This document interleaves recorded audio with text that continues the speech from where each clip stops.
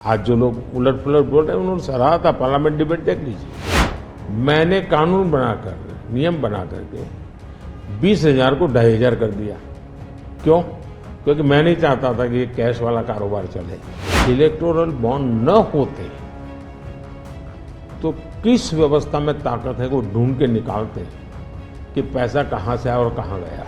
आज हम पूरी तरह काले धन की तरफ देश को धकेल दिया है और इसलिए मैं कहता हूं सब लोग पछताएंगे।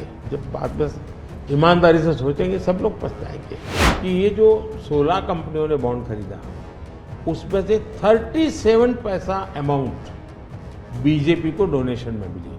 37 63% बीजेपी के विरोधी पार्टियों को मिली।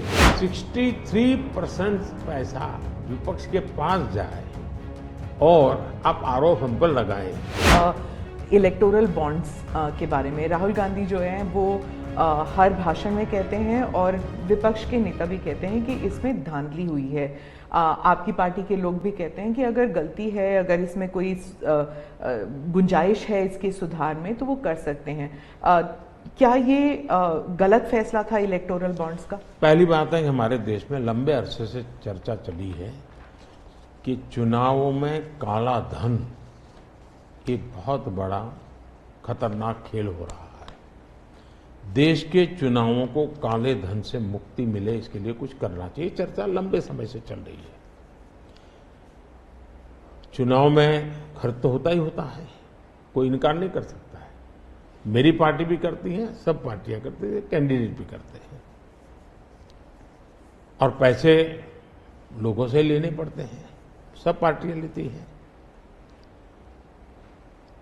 मैं चाहता था कि हम कुछ कोशिश करें कि इस काले धन से हमारे चुनाव को कैसे मुक्ति मिले, ट्रांसपेरेंसी कैसे आए। एक प्रामाणिक पवित्र विचार मेरे मन में था। रास्ते खोज रहे थे, एक छोटा सा रास्ता मिला, वही पूर्ण है। वैसे हमने उस समय भी क्लेम नहीं किया था।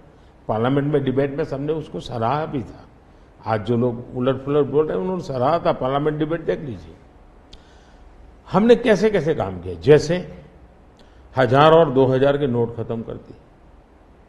चुनाव में वही बड़े बड़ी मात्रा में ट्रैवलिंग करते हैं। क्यों? कि ये काला धन खत्म हो। हमने सुप्रीम कोर्ट ने कहा था कि 20,000 रुपये तक पॉलिटिकल पार्टियां कैश ले सकती हैं। मैंने कानून बनाकर, नियम बना करके 20,000 को 2,500 कर दिया। क्यों? क्योंकि मैं नहीं चाहता था कि ये कैश वाला कारोबार चले। फिर मैंने कहा है कि इलेक्टोरल बॉन्ड कि जो पार्टी अपना सीक्रेसी मेंटेन करना चाहती है।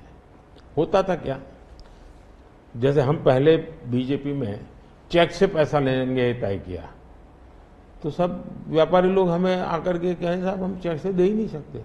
हमने कहा क्यों नहीं दे सकते? बोले हम चेक से देंगे तो हमें लिखना पड़ेगा। हम लिखेंगे तो जो सरकार है वो देखेगी कि ये विपक्ष को इतना पैसा दिया तो हमें तो वो परेशान करेंगे। तो बोले हम तो पैसे देने के लिए तैयार है लेकिन चेक से नहीं देंगे। तो मुझे याद है हमारे 90 के दशक में जो चुनाव में हमको बड़ी दिक्कत आई थी, पैसे नहीं थे हमारे पास और हम नियम लगा के बैठे थे कि हम चेक से लेंगे। देने वाले देने को तैयार थे, चेक से देने की उनकी हिम्मत नहीं थी। तो ये सारी चीजों का मुझे पता था। तो मैंने कहा भाई, तो हमने कहा भाई ऐसा है, अब देखिए इलेक्टोरल बॉन्ड न होते तो किस व्यवस्था में ताकत है वो ढूंढ के निकालते कि पैसा कहां से आया और कहां गया।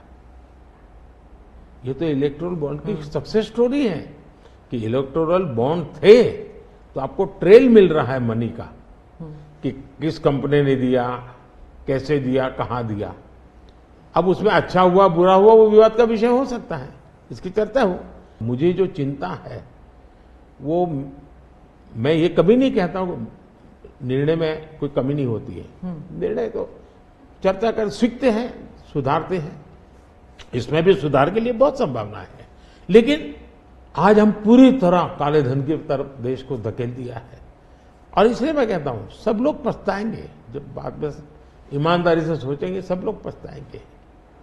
अब देखिए इलेक्टोरल बॉन्ड का भी विशेषता थी, कैसा झूठ चल रहा है।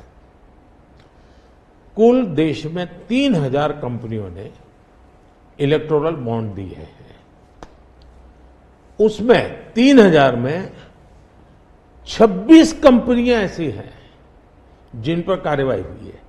ये कहते हैं ना ईडी वीडी टिकना फला, 3000 डोनर है, उसमें सिर्फ 26, और उनमें से 16 कंपनियां ऐसी थी, छापा जब लगा उस समय बॉन्ड खरीदा। कोई जोड़ सकता है इसको? अगर बॉन्ड खरीदा, लोग ये जोड़ रहे हैं, उसकी विशेषता यह है कि ये जो 16 कंपनियों ने बॉन्ड खरीदा, उसमें से 37 पैसा अमाउंट बीजेपी को डोनेशन में मिली।